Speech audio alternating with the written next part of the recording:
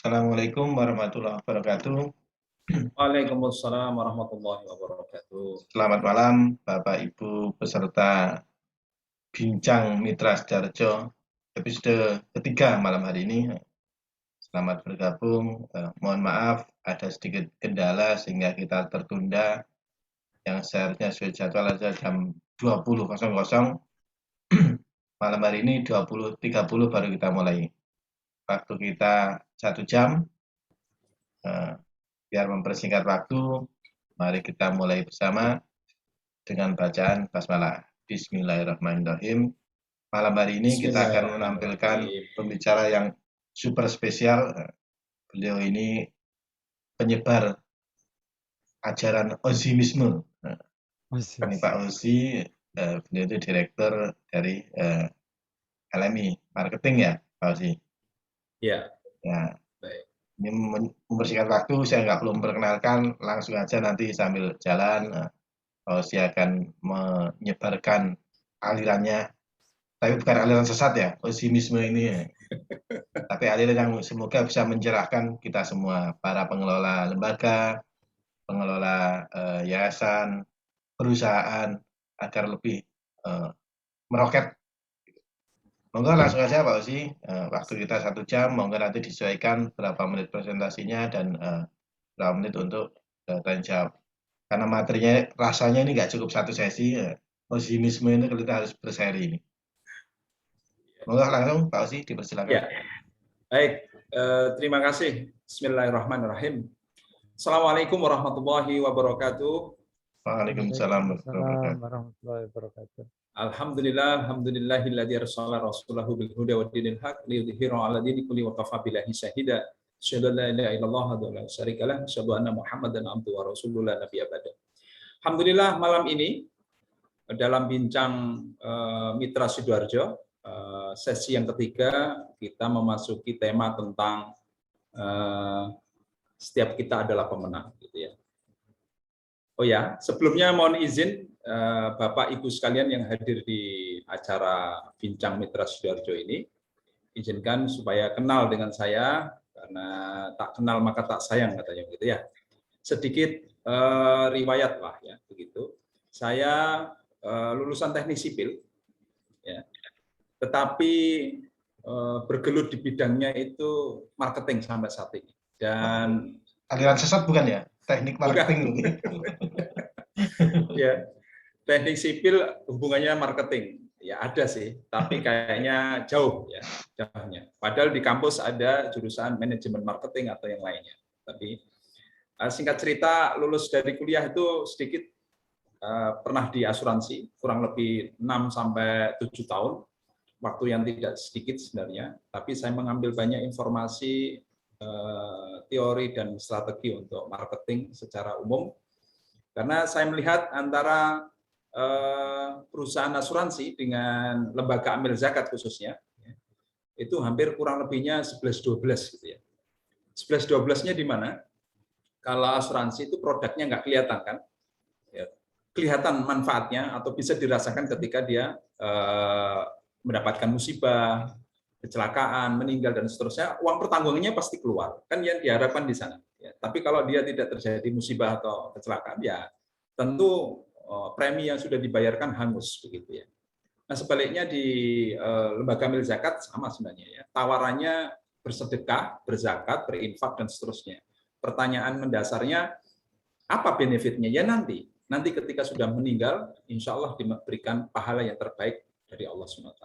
Kurang lebihnya begitu. Sehingga jualannya bukan produk yang bisa kita lihat secara spesifik, bisa kita rasakan secara langsung, dan mungkin bisa kita raba secara on the spot di waktu yang sama. Nah, dari sana saya mendapatkan insight banyak sekali. Langsung saja, karena materi ini sebenarnya materi prolog untuk kita nanti banyak materi yang bisa kita masuk ke sana. Salah satunya nanti hari ini kita bicara tentang pandemi, bicara tentang online begitu ya, semua aktivitas kita jalankan dengan online, maka strategi marketing juga nanti akan arahnya ke sana kurang lebihnya. Kalau tidak nanti kita akan ketinggalan. Nah, tapi secara umum dulu saya akan memberikan gambaran tentang potensi dan peluang yang ada sehingga kita nanti bergeraknya juga mudah, memetakannya juga enak gitu ya. Nah, ini saya share screen dulu materinya, biar nanti Bapak Ibu semuanya apa sih materinya, bagaimana sih, dan seterusnya. Begitu ya. Mohon ditunggu sebentar. Oke. Judulnya setiap kita adalah pemenang, gitu ya. Ini saya mengambil dari. Mungkin diklik dulu Pak sih, biar full screen yang gambar layar pojok ini. Kalau yang di HP biar nggak cilik-cilik, nggak kecil-kecil tampilannya. Nah, Oke. full. Oke. Baik, terima kasih Mas Aris. Jadi saya mengambil dari inspirasi Quran Surat Ali Imran ya, ayat 110. Kuntum khairun ummatin ukhrijat linnas ya. Ta'muruna bil ma'ruf wa tanhauna 'anil munkar ya, dan seterusnya. Ya. Dari sini ya, kamu itu tentunya umat yang terbaik yang dilahirkan untuk manusia, ya, menyuruh kepada yang ma'ruf dan mencegah dari yang mungkar. Dan beriman kepada Allah, sekiranya ahli kitab beriman, tentulah itu lebih baik bagi mereka. Di antara mereka ada yang beriman, dan kebanyakan mereka adalah orang-orang yang fasik. Ya. Catatan yang paling mendasar buat kita semua adalah, kamu adalah umat yang terbaik, yang dilahirkan untuk manusia. Ini motivasi yang harus kita pahami bersama, menyuruh kepada yang ma'ruf dan mencegah kepada yang mungkar. Dan beriman kepada Allah, sekiranya ahli kitab beriman, maka tentu itu lebih baik mereka. Teman-teman, Bapak Ibu Bincang Mitra Sidoarjo yang terhormat, malam ini kita harus bingkai dulu semangat kita untuk fastabiqul khairat ya, gitu ya, berlomba-lomba dalam kebaikan ini. Bingkainya kurang lebihnya yang pertama adalah hidup sebagai totalitas ibadah, ya. Wa ma khalaqtul jinna wal insa illa liya'budun, ya. Quran surat Al-Dzariyat ya, ayat 56. Dan aku tidak menciptakan jin dan manusia melainkan supaya mereka mengabdi kepadaku. Ini catatan penting ya, ketika kita sebagai manusia yang merasa diciptakan oleh Allah sebagai khalifah di muka bumi, maka salah satu tugas kita yang Allah katakan di dalam Quran surat Al-Dzariyat ayat 56 ini adalah untuk mengabdi kepadaku. Maka harusnya semua aktivitas yang kita jalani, entah itu di marketing, entah itu di segala bidang yang lainnya, maka tujuan utamanya harusnya adalah mengabdi kepadaku. Ya. Yang kedua, penciptaan yang sempurna. Karena Allah sudah mengatakan di dalam Quran surat At-Tin ayat 4, dan aku tidak ciptakan jin manusia melainkan supaya mereka mengabdi juga kepadaku, ya. Dan yang ketiga adalah rasa optimis yang tinggi, ya, di dalam Quran surat At-Tolak ya. Quran surat At-Tolak ya, di sana apa? Allah gambarkan barang siapa bertakwa kepada Allah, ya, hari ini kita bertakwa kepada Allah, insya Allah dia Allah akan mengadakan baginya jalan keluar dan memberinya rezeki dari arah yang tidak disangka-sangka. Artinya hari ini kita diminta sebagai manusia, insan yang mulia ini bertakwa kepada Allah dan niscaya akan diadakan baginya jalan keluar. Ketika kita nantinya dihadapkan pada dunia filantropi atau dunia organisasi yang lainnya, maka salah satu ciri yang harus kita pahami bersama adalah jalan keluar itu dari arah yang tak disangka-sangka sebenarnya, dari kanan, dari kiri, dari depan, dari belakang, mungkin dari mana saja yang tidak kita sangka-sangka tentunya. Itu catatannya ketika kita bertakwa kepada Allah. Maka yang keempat, spiritual yang harus kita pahami bersama juga, yang harus menjadi komitmen kita adalah Quran Surat Muhammad ayat 7 ya. Hai orang-orang yang beriman, jika kamu menolong agama Allah, niscaya Dia akan menolongmu dari meneguhkan kedudukanmu. Dan beberapa ayat kemudian ini, ada ayat kelima yang saya ambil dari surat Al-Ghafir, dan Tuhanmu berfirman, berdoalah kepadaku, niscaya akan kuperkenankan bagimu. Salah satu wasilah atau sarana kita untuk mencapai target, katakan, adalah doa. Doa adalah senjatanya orang-orang yang beriman. Ketika kita menghadapi suatu permasalahan atau suatu tantangan, maka salah satu yang harus kita lakukan adalah berdoa.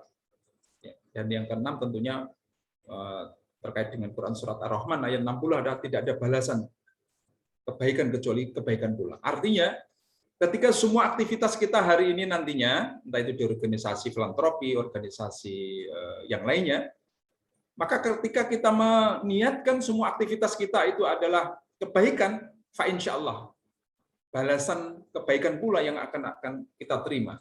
Kalau hari ini belum kita menerima kebaikan balasan yang Allah janjikan itu, boleh jadi nanti akan diberikan di yaumul akhir gitu ya. Tapi tetap rasa optimismenya itu harus tinggi. Kenapa? Karena ini firman Allah. Allah yang menyampaikan, bukan saya atau siapapun. Dan yang ketujuh, yang ketujuh ini penting juga buat kita nantinya untuk mengelola lembaga organisasi filantropi atau sejenisnya. Apa itu? Memantaskan diri. Di dalam Quran surat An-Najm 39 ya. Dan bahwasanya seorang manusia itu tiada memperoleh selain apa yang telah diusahakannya. Ini yang saya pahami betul, ketika usaha itu hasil tidak akan membohongi usaha gitu ya. Nah, ketika hari ini kita sudah berusaha semaksimal mungkin ikhtiarnya, ya sebelumnya niat, ikhtiar dan doanya, maka fa insyaallah bahwasanya dia akan mendapatkan apa yang dia usahakan. Ya. Artinya apa? Bahwasanya manusia tidak akan memperoleh selain apa yang diusahakan. Tentu tidak ada ceritanya ketika seseorang ya dalam tanda petik ujuk-ujuk langsung mendapatkan rezeki, ujuk-ujuk langsung mendapatkan hasil, ujuk-ujuk langsung mendapatkan apa gitu ya. Itu tidak mungkin. Karena apa? Karena semuanya diusahakan sebelumnya ya. Nah, sebagai apa tadi prolognya di awal, pemenang ya, untuk menjadi pemenang ya, maka mental pemenang itu harus kita punyai atau kita miliki. Ada 5 mental pemenangnya.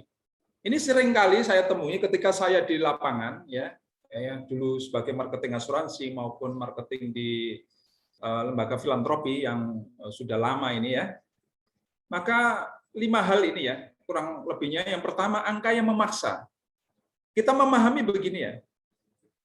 Ketika kita tidak dipaksa oleh hal-hal yang membuat kita bisa berubah, maka tidak akan ada perubahan karenanya. Ya, ini kalau kita implementasikan di dalam Quran surat Ar-Ra'd ya, Quran surat 13 ya, ayat yang 11 itu ya, di tengah-tengah itu ya, innallaha la yughayyiru ma biqaumin ya, hatta yughayyiru ma bi anfusihim. Artinya tidak ada perubahan kecuali kita sendiri yang merubah. Untuk bisa merubah, maka harus dengan angka-angka atau sesuatu yang memang memaksa kita untuk memaksa seluruh potensi yang ada yang terlibat penuh di dalam diri kita itu mencapai tujuan organisasi atau keinginan yang kita ingin capai.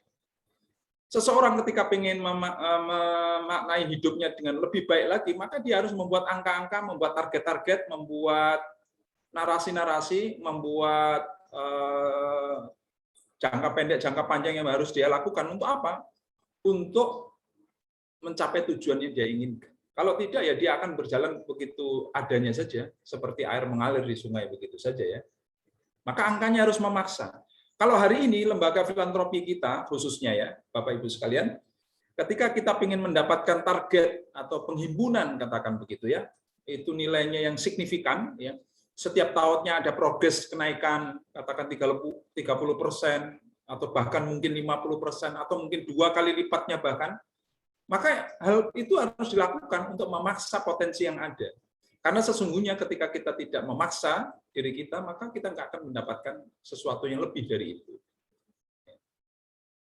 Yang kedua, tindakan yang menantang. Karena angkanya yang sudah memaksa, big dream-nya yang sudah memaksa, maka tindakannya akhirnya menantang juga.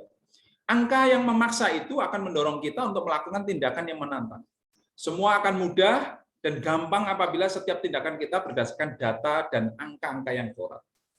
Ini sudah saya alami sendiri secara pribadi ya. Contoh klasik yang mungkin belum pernah teman-teman alami ya. Saya pernah kerja itu sampai 24 jam lah kalau dibilang ya. Pagi itu di asuransi, sore sampai pagi lagi itu di lembaga yang lain. Untuk apa? Untuk mencapai target-target yang saya inginkan. Tindakannya harus menantang, sehingga aktivitasnya memang luar biasa yang bisa kita butuhkan. Yang ketiga, harus bebas dari tirani. Atau sebaliknya, kalau kita mau ditindas, ya itu pilihan kita ya. Tapi kita kan tak ingin ditindas, kita ingin bebas. Nah, bebasnya apa? Ya harusnya berpikir jenius. Ya. Jangan takut dengan angka-angka yang memaksa, karena sesungguhnya itu angka-angka saja. Ya, angka-angka yang itu akan membimbing kita, mengarahkan kita untuk mencapai target tersebut. Yang keempat, ya tentu nanti mental pemenang itu harus tagih hasilnya dengan brutal. Ya. Artinya tidak ada kompromi terhadap hasil dari angka-angka yang sudah ditetapkan. Ketika kita sudah memutuskan lembaga kita itu tahun ini adalah 50 miliar, atau bahkan 100 miliar, bahkan lebih mungkin, ya, maka kita harus tidak boleh kompromi terhadap angka-angka yang sudah kita tetapkan tadi. Ya. Tugas kita memastikan pencapaian itu semua dapat terwujud. Ya. Kalau tidak, ya sekedar angka-angka nantinya, ketika kita mungkin ini akhir tahun ya, ini di bulan November, dan ini kebanyakan lembaga amil zakat atau lembaga filantropi atau organisasi lainnya sudah melakukan pusker atau raker untuk menentukan salah satunya adalah target di tahun 2022, maka angka-angka yang sudah ditetapkan itu nantinya tidak boleh ada kompromi lagi. Dan yang kelima tentu kejam pada nilai inti. Artinya apa? Nilai merupakan alasan mengapa kita melakukan sesuatu itu dan mengapa sesuatu itu harus ada dalam diri kita dan kokoh. Nilai inti salah satunya di dalam ayat-ayat yang tadi saya sebutkan di awal-awal ya. Bahwasanya kita ini dilahirkan bukan hanya untuk diri kita, tapi untuk umat ini, khairutul umat ya, dan seterusnya. Dan kita harus memaksa untuk pada nilai-nilai inti itu. Artinya jangan sampai diri kita hanya bermanfaat untuk diri kita, atau apa yang kita kerjakan hanya basicnya hanya untuk dunia saja.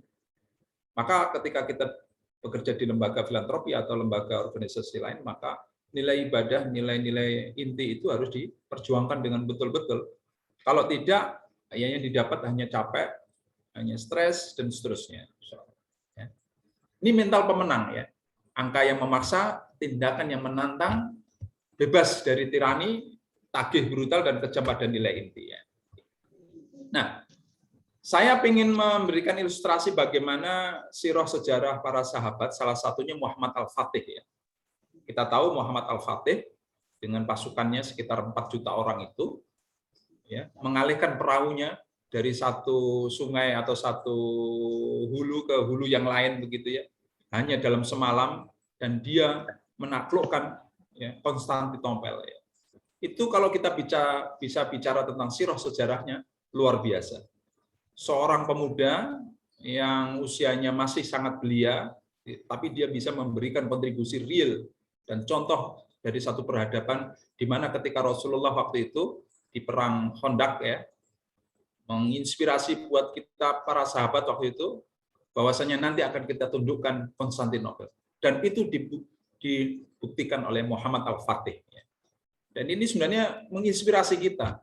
Ketika Rasulullah pada waktu itu perang Khandaq ya, menginspirasi untuk bisa kita tundukkan Konstantinopel, ya, maka akan muncul suatu pemimpin-pemimpin baru yang memang siap untuk memberikan semua, baik jiwa maupun raganya. Nah, pemenang di sini adalah totalitas, sebagaimana Muhammad Al-Fatih. Totalitas. Kalau hari ini aktivitas lembaga kita, ya, yang kita sayangi, yang kita dirikan, yang kita ingin memberikan kontribusi dan nantinya akan menjadi legasi kita, menjadi legalitas kita, legasi itu bukti bahwasanya kita pernah. Ya.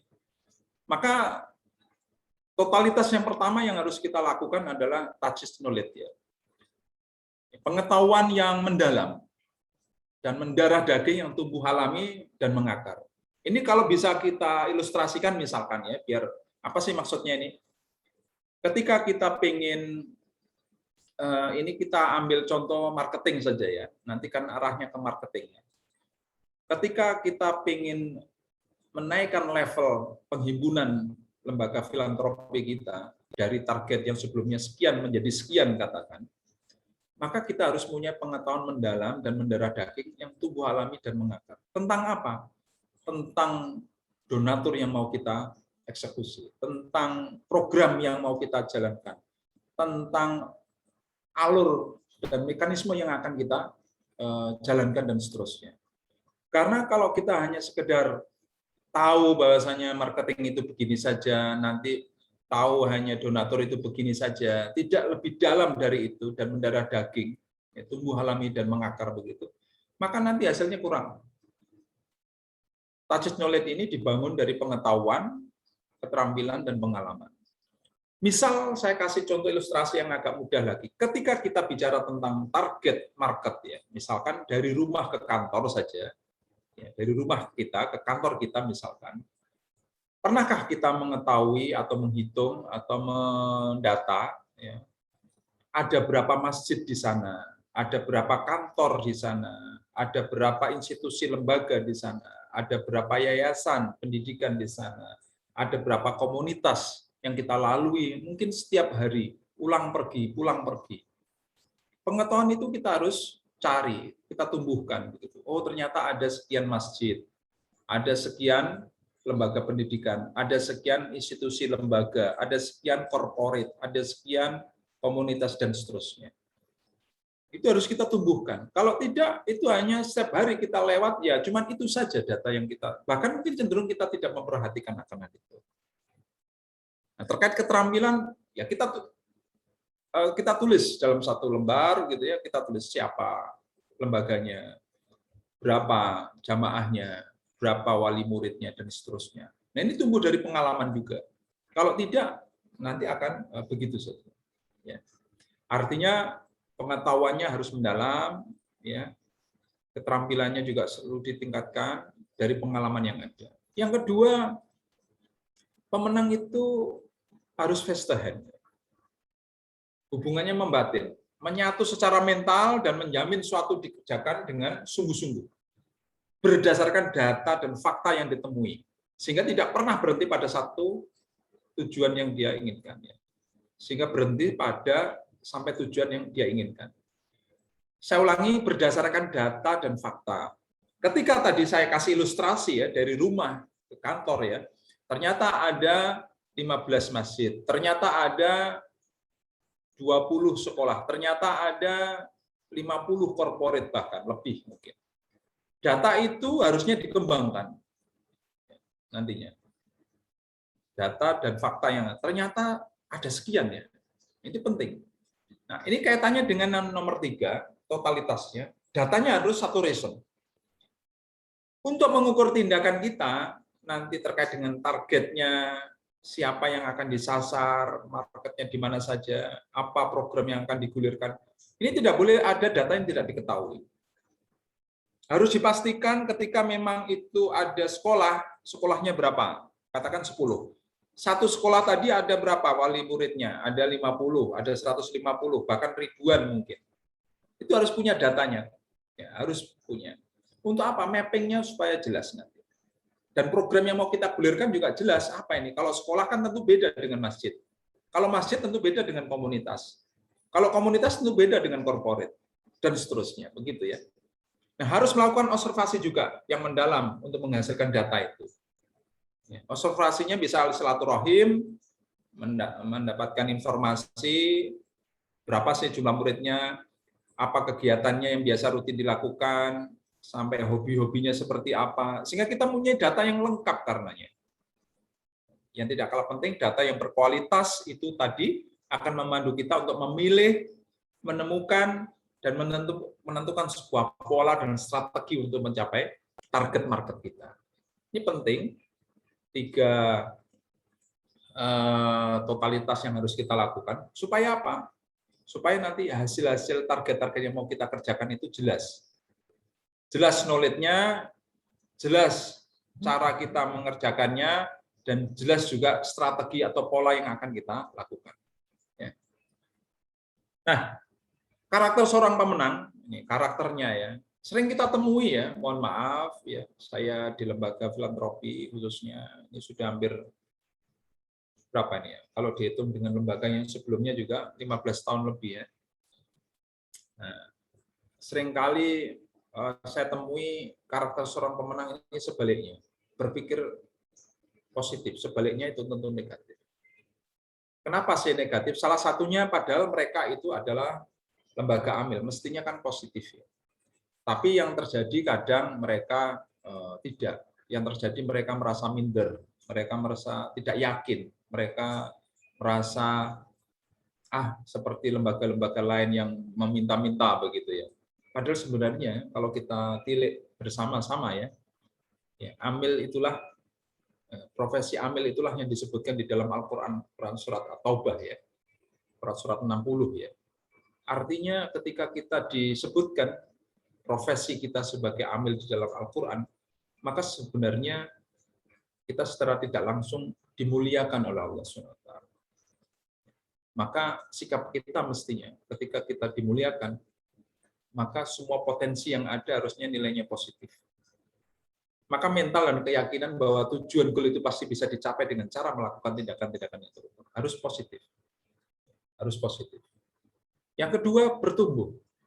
Sering saya lihat atau mungkin beberapa ya, tidak semuanya sih, pertumbuhannya tidak signifikan, tidak ada progres, linear begitu saja.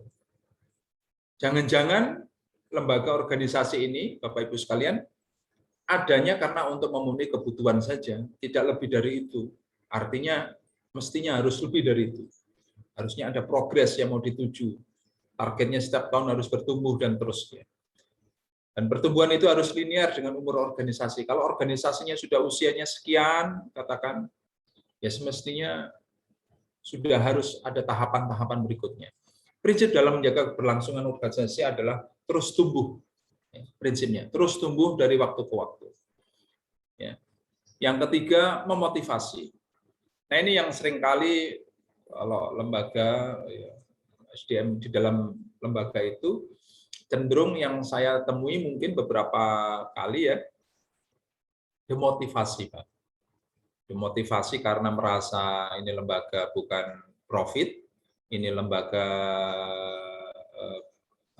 lembaga amil yang mungkin akhirnya membuat dia tidak termotivasi. Padahal harusnya mempunyai kemampuan yang mengenergis, ya, mengenergis diri dan orang lain. Nah, itu kekuatan kita mestinya.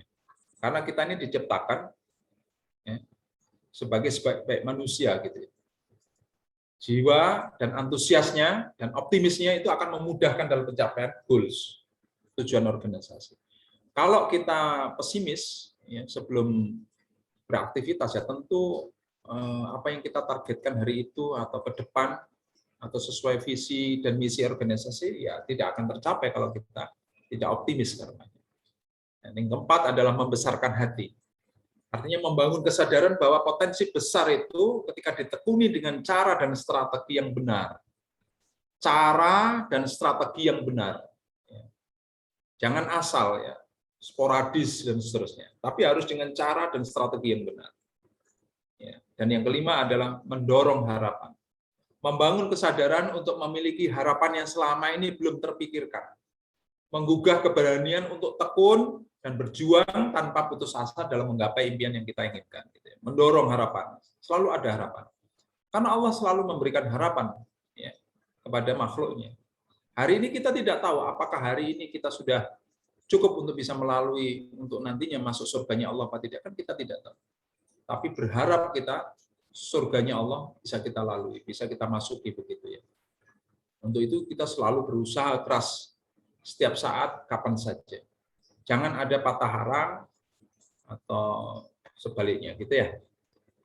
Nah, ini video sebenarnya, tapi kalau saya setel ini nanti agak berat ya. Saya lewati ini video tentang bagaimana ketika seseorang itu ya, diberikan motivasi, diberikan bimbingan. Ya. Dalam ilustrasi saya, seseorang itu harus tahu tentang rencana-rencana strategis lembaga yayasannya itu secara detail ya. Tidak boleh ketika pengetahuannya itu hanya diketahui oleh sebagian pimpinan saja. Ya. Harusnya semuanya tahu. Sampai mungkin OB-nya, sampai mungkin security-nya. Itu harus tahu rencana strategis yang akan dijalankan di tahun-tahun yang akan datang oleh semua bagian. Tidak boleh pengetahuan itu hanya diketahui oleh pimpinan saja. Bahwasanya tahun depan targetnya sekian, rencana programnya ini, itu, dan seterusnya. Ternyata yang diketahui hanya pimpinannya saja. Kita bisa cek sebenarnya ketika kita datang ke suatu corporate atau lembaga, institusi, atau yayasan pendidikan. Coba kita ketika datang pertama kali pasti disapakan security. Ya. Dan ketika kita security-nya tahu betul, baik Pak, misalkan gitu ya, pimpinan saya namanya ini, kegiatannya ini, itu luar biasa. Kalau satpam atau security-nya bisa menyampaikan dengan baik, itu artinya pengetahuan tentang rencana strategi perusahaan diketahui oleh semua bagian, tidak hanya pimpinan. Yang kedua, setelah tahu, paham. Memahami kondisi yang ada itu penting. Karena ketika kita hanya sekedar tahu, ya, anak kecil itu tahu. Kalau mungkin anak kecil dulu ingat Nabi Musa, ya, ditawari, tahu kalau itu api mungkin panas, tapi karena dia tidak tahu itu makanan apa tidak, dimakan semua. Ya. Artinya harus paham bahwasanya ini bukan makanan, ini makanan, dan seterusnya. Atau pemahaman kita harus tingkatkan lebih dari itu tentang pengetahuan yang lainnya. Dan yang ketiga menurut saya, ketika kita sudah tahu, paham, eksekusi. Kita dorong teman-teman kita, saudara-saudara kita yang tergabung dalam satu organisasi, filantropi kita atau lembaga yang memang kita dirikan, itu sama-sama kita eksekusi. Siapa mengerjakan apa? Itu penting untuk bisa mengeksekusi dengan benar, dengan target-target yang sudah kita tentukan, dengan waktu yang sudah kita tetapkan pula. Gitu ya. Jadi tahu, paham, eksekusi. Nah, kalau itu sudah menjadi kebiasaan, maka akan jadi habit. Ya, akan jadi habit bahwasanya tugas dia adalah A, B, C, D. Tugas yang lainnya adalah E, F, G, H. Tugas yang lainnya lanjutannya dan seterusnya. Sehingga siapa mengerjakan apa jelas. Ketika tahu, paham, eksekusi, jadi habit, maka berikutnya akan menjadi budaya. Bahwasanya di mana dan kapan saja dia akan bertindak sesuai dengan yang sudah menjadi plan dari kegiatan yang sudah direncanakan dari awal. Nah, energi pemenang itu adalah harus lebih baik. Ya, harus lebih baik. Ini harus kita kuatkan ya. Harus lebih besar, harus lebih kuat, ya, harus lebih banyak, lebih tahan, lebih baru, lebih manfaat, lebih mudah, lebih jauh, lebih tinggi. Harus begitu ya. Pikiran-pikiran kita harus begitu. Kalau tidak, organisasi kita yang kita bangun ini atau kita dirikan ini tidak akan berkembang, stagnan. Maka untuk itu kita harus ada progresnya. Energinya pemenang itu harus lebih baik, lebih besar, lebih kuat, lebih banyak, lebih tahan, lebih dan seterusnya dan seterusnya. Kalau sekedar saya ingat betul ya, dulu sebelum ada lembaga pendidikan ya, misalkan contoh JSCT dulu. Dulu yang berkuasa atau yang menjadi pemenang itu lembaga-lembaga non-muslim. Tapi ketika waktu itu ada banyak lembaga muslim juga sebenarnya, tapi mungkin keberadaannya belum besar, belum baik, belum kuat, belum tahan, belum tinggi, dan seterusnya, begitu ya. Maka setelah ada JSCT dan itu dikelola dengan baik, ya, dibesarkan, dikuatkan, ya, dibanyakkan, ya, hampir seluruh Indonesia ada kan, lebih baru, bermanfaat, jauh lebih memberikan kontribusi. Akhirnya orang banyak pilihan untuk bisa menyekolahkan anaknya selain ke lembaga ke sekolah nasional atau sekolah negeri gitu ya. Orang cenderung sekarang adalah sekolah Islam yang terpadu gitu. Nah, ini yang penting buat kita. Jangan sampai lembaga kita nantinya hanya memenuhi deretan ukur saja ya. Namanya buahnya lembaganya Islam gitu. Tapi kualitas ya, manfaatnya dan seterusnya tidak ada. Nah, ini penting buat kita untuk kita meningkatkan untuk itu. Kalau tidak ada energi seperti ini, ya nanti kita nggak ada progres. Lebih baik, artinya tahun kemarin dengan tahun sekarang harus lebih baik, lebih besar dari ukuran apanya, mungkin penghimpunannya, mungkin kontribusinya atau yang lainnya, lebih kuat dari sisi apanya misalkan, lebih banyak, mungkin lebih banyak jumlah muridnya. Kalau kemarin cuma 150 wali muridnya, sekarang menjadi 500 misalnya, dan seterusnya. Harus ada kontribusi yang real, Energi pemenang harus seperti itu. Ya. Maka target itu harus kaku. Bapak Ibu sekalian, target itu harus kaku. Yang saya pahami ketika di marketing, kalau kita pengen ke Jakarta ya Jakarta, ya. Jangan diundur ke Semarang, jangan diundur malah ke yang lebih dekat lagi. Tapi cara itu boleh fleksibel. Kalau kita mau ke Jakarta, ya boleh aja naik kereta lewatnya. Kereta yang selatan apa utara.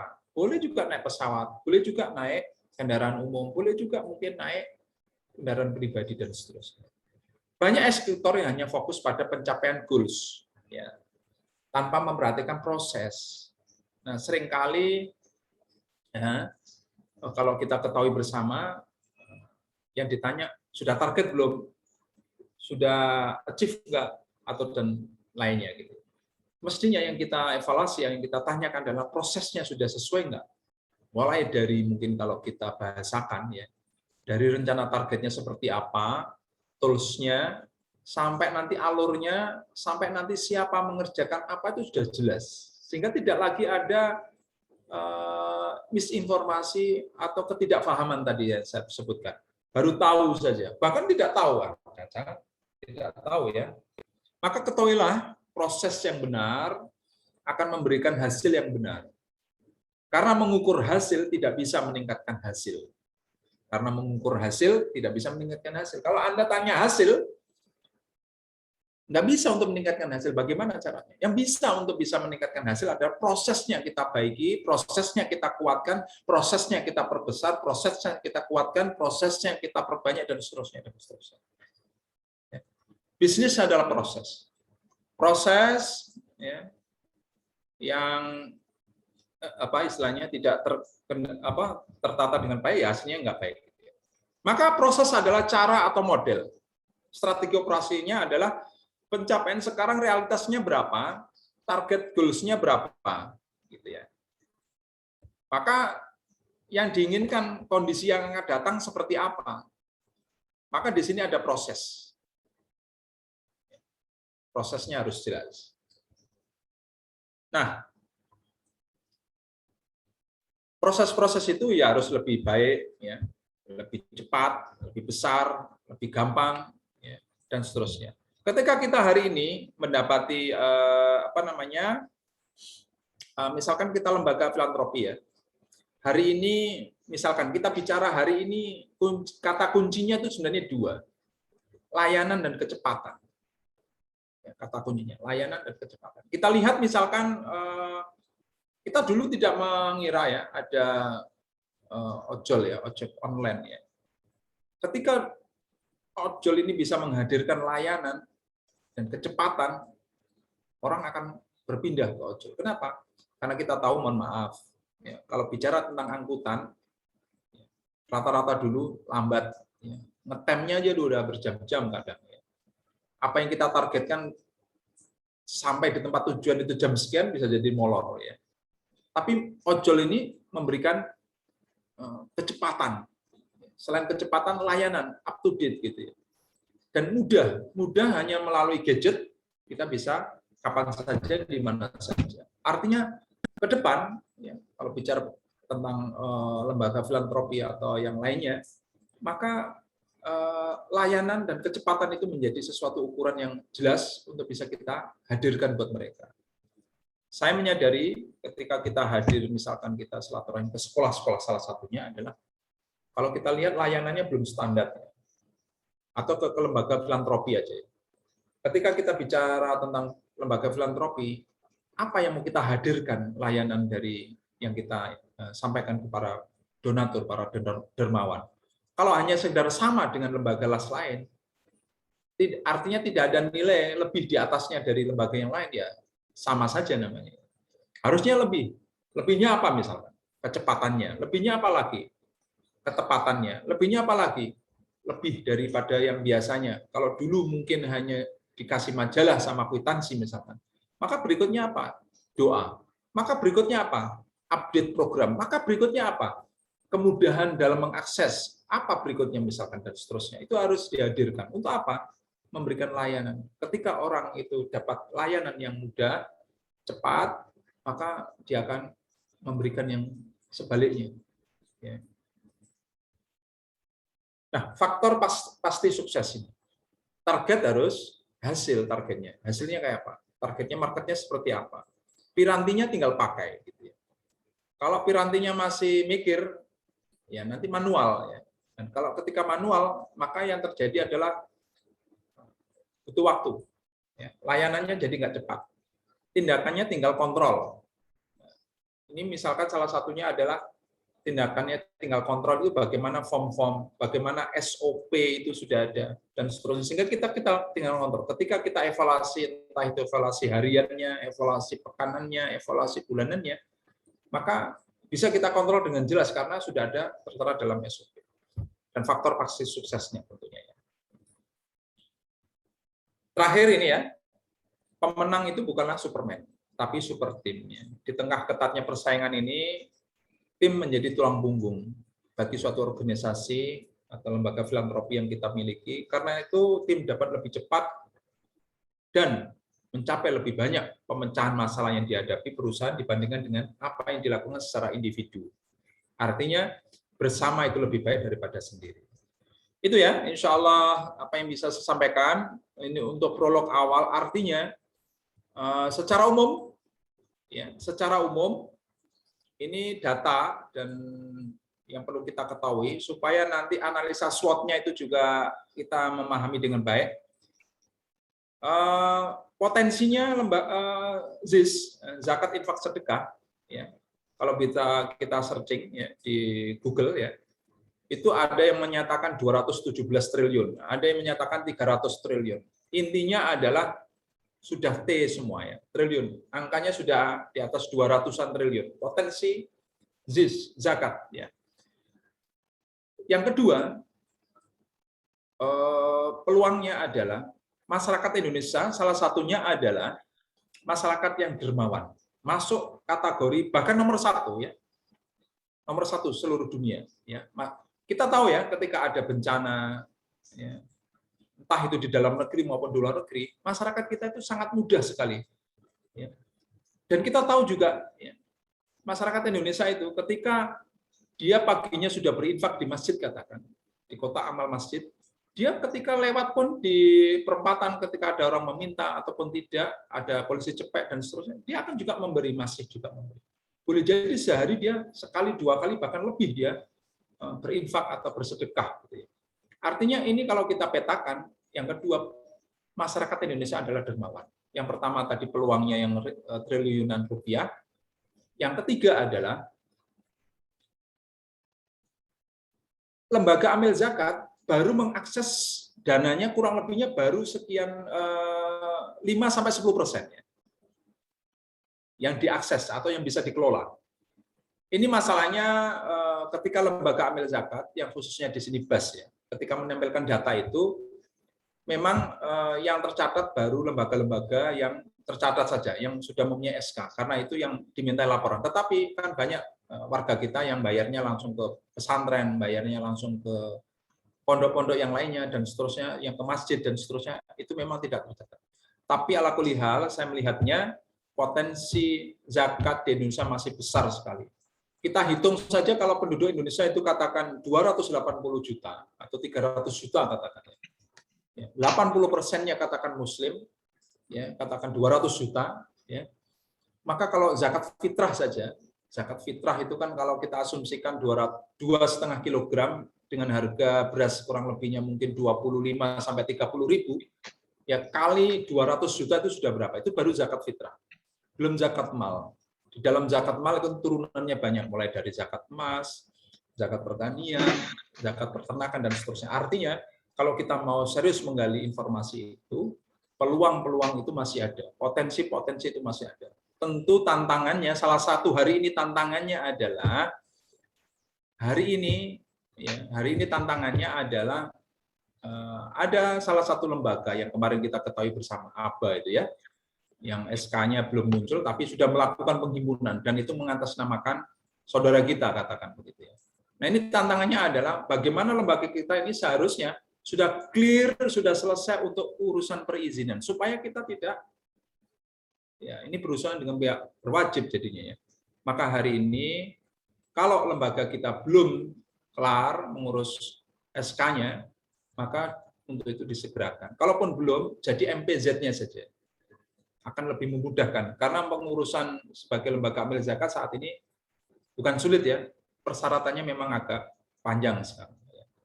Beda dulu-dulu. Ya. Dan saya yakini sekali lagi, ketika lembaga kita kelola dengan baik, kelola dengan profesional, insya Allah ya, potensi peluang yang ada itu bisa kita eksekusi dan akan menjadikan kebermanfaatan buat saudara-saudara kita yang kurang mampu. Tentunya yang 8 asnaf tadi. Itu ya bisa saya sampaikan. Kurang dan lebihnya mohon dimaafkan. Sekian dari saya. Assalamualaikum warahmatullahi wabarakatuh. Saya kembalikan ke Mas Haris. Waalaikumsalam warahmatullahi wabarakatuh. Terima kasih Pak Usi. Ini masih sesi pengantar, tapi sudah bahasanya sudah cukup berat juga, tapi lumayan jelas sebenarnya. Saya misalnya ada yang perlu diperjelas, monggo dipersilakan. Boleh lewat chat, boleh juga langsung open mic. Cuman saya tadi sangat, atau ini bahasanya apa ya, tertarik atau mesakno ya. Jadi ada bekerja 24 jam itu kan. Itu contoh menggambarkan perjuangan yang luar biasa, tapi kayaknya apakah pantas ditiru gitu kan. 24 jam bekerja. Iya, nah ini ketika gini, Mas Haris dan teman-teman Bapak Ibu sekalian ya. Kalau dulu sebelum ada HP atau gadget atau belum ada pandemi, itu kan kerja berdasarkan waktu ya. Kita cek clock lah bahasa di kantor ya, jam 8 sampai jam 4 sore atau jam 5 katakan. Tapi saat ini ketika WA group dan sejenisnya atau Telegram itu ada, maka kegiatan proses bekerja kita jadi di rumahnya juga harus membalas ketika memang ada informasi atau sesuatu yang memang perlu kita kerjakan. Padahal kalau kita boleh memilih, itu sudah di luar jam kerja. Tapi itu kan bukan begitu. Apalagi ini amil ya, kalau saya ilustrasikan ya. Amil itu tadi sesuatu pekerjaan yang memang tidak boleh dibatasi waktu. Amil itu ya 24 jam, bahkan 25 jam, nggak tahu 1 jamnya dari mana ya. Karena ketika umat ini membutuhkan kita, maka seyogianya kita juga meresponnya segera mungkin. Maka standar-standar nanti ya, materi-materi berikutnya ini ya, next ya. Salah satu standar layanan yang excellent itu apa? Salah satunya adalah membalas chat itu maksimal misalkan harus 15 menit, ya nggak boleh lebih. Kalau lebih itu artinya layanan kita sudah dikatakan standarnya kurang bagus. Itu akan memperburuk situasi layanan yang kita ingin harapkan. Padahal salah satu indikator keberhasilan kita, salah satunya adalah kecepatan layanan kita ketika kita merespon. Dan itu bisa kita clustering nanti ya. Layanan yang sifatnya komplain, layanan yang sifatnya pertanyaan, layanan atau sifatnya yang lainnya. Itu bisa kita clustering nanti ya. Kalau komplain, itu harus segera itu. Karena ini komplain yang artinya ini butuh jawaban yang segera, jelas, dan seterusnya. Begitu, Mas Haris. Berarti itu bukan dalam arti kita kerja full 24 jam ya, tapi lebih ke ready on call 24 jam. Siap siaga 24 jam mungkin ya. Boleh jadi begitu. Tapi di lembaga filantropi, Mas Haris, mohon maaf. Kadang kita, mohon maaf ya, ketika ada situasi yang misalkan ada bencana atau ada ya kalaupun hari itu bisa kita tunaikan sebisa mungkin memang poinnya kita tunaikan. Betul. Dan mungkin beda dengan perusahaan yang profit ya, di mana mungkin semuanya diukur dengan gajinya berapa, jam kerjanya berapa, di luar itu minta lembur. Kalau filantropi kan insya Allah ya bonus pahala gitu kan. Iya. Makanya di awal tadi spirit bell-nya saya sampaikan supaya apa sih? Ketika kita mengelola lembaga amil zakat, lembaga filantropi ini, maka spirit bell-nya itu harus benar-benar kita tahu, paham, ya, dan kita eksekusi. Kalau tidak, itu hanya sekedar dalil-dalil yang Allah sudah sebutkan di dalam beberapa ayat Al-Quran, dan kita nanti jadi ya cuma sekedar dalil, ya, dalil, dan itu dalilnya ya sudah. Nah ini yang memang khususnya di lembaga amil zakat, ya, khususnya di LMI, memang sekarang ini lagi salah satu indikatornya adalah yang ingin kita tunjukkan respon ketika di chat, ya, baik di grup maupun di Japri. Maka tidak ada alasan balasnya itu lebih dari 1 jam, gitu ya. Kalau sekedar informatif di grup, ya nggak apa-apa. Artinya itu boleh lebih dari. Tapi kalau sudah memanggil atau mencat dirinya atau memanggil dirinya, ya itu harus respon. Ya tentu yang berkomunikasi atau yang ingin berkomunikasi juga tahu lah adab-adabnya ya.